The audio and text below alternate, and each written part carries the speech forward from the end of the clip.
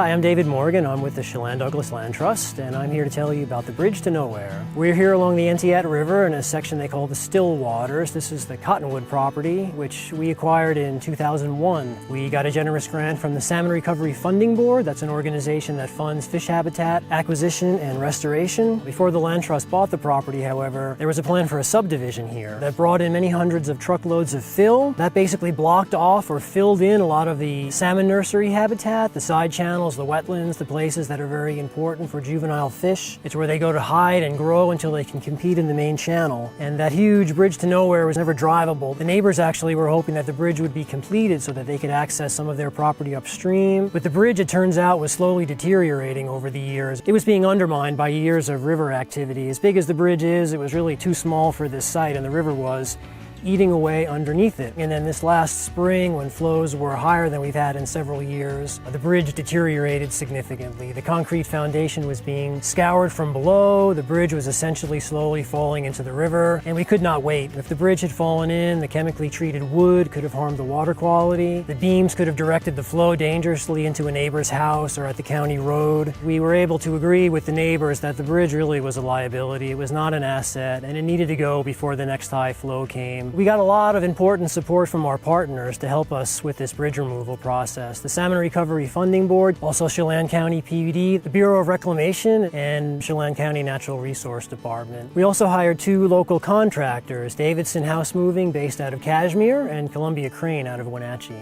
So with the bridge gone, we're looking forward to the follow-up fish habitat restoration work to try to restore the habitat that was here before the bridge and the subdivision. When we can remove this fill in the future and recreate those side channels, the wetlands, the fish will be able to access those areas for weeks or months every year, and that sort of nursery habitat is in very short supply. I'd also like to mention that the Land Trust is about a lot more than just salmon. You can come via the Land Trust properties with your paddleboard, your canoe, your kayak. You can come swim. We're about public enjoyment, and we have members who generously support our organization, so we can do work like this, and so that other people who may not even know about the Land Trust, they might just think that this property is protected forever. They might not realize it's because of a lot of dedication and support from our members. So thank you, and come visit.